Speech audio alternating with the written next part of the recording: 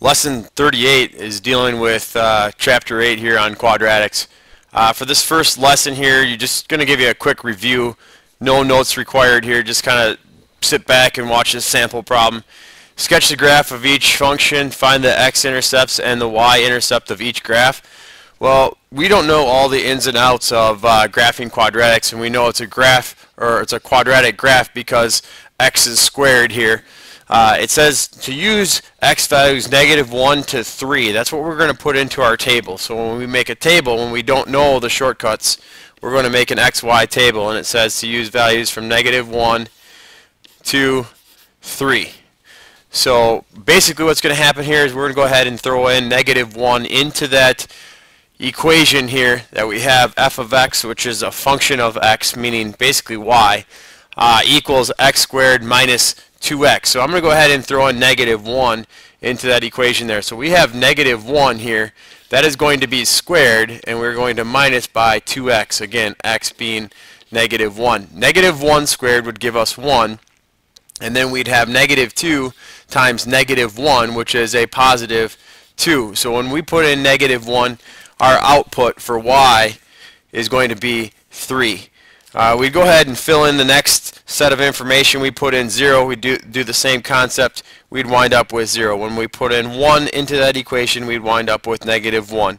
And when we put in 2, we'd wind up with 0. And when we put in 3, we wind up with 3. So basically here's our ordered pairs for graphing.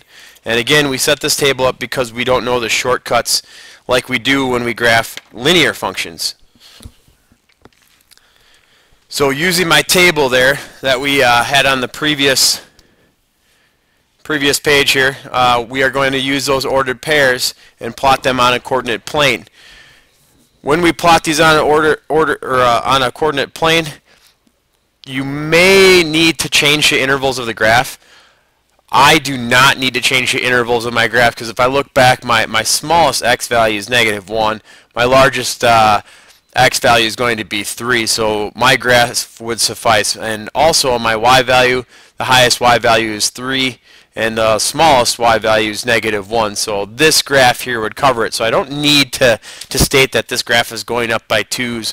I'm just going to have it go up by 1. So the next thing I'm going to do is I'm going to go ahead and plot those points. Now remember, this is a quadratic graph, so it should create a parabola, a smooth curve, a U-shaped graph. And another thing that we need to take into consideration is the coefficient of the x squared. That is positive, therefore my graph should curve up. If it were negative, the graph would obviously curve down.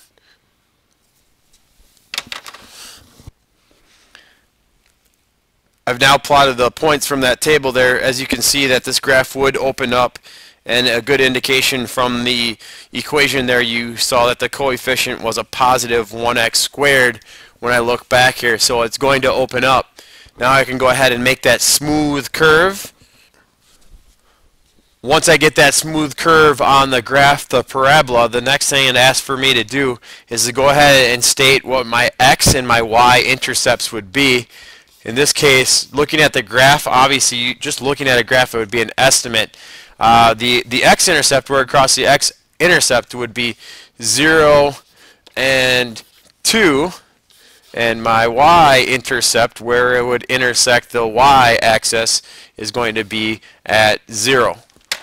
Now, just to be sure, sometimes you might get a parabola that might look like this with your plots. You may need to extend this line because eventually it would intersect the y-axis. So basically what you're doing here on your first lesson is just kind of review some graphing and then determine what your x and your y intercepts would be. This is going to conclude lesson 38.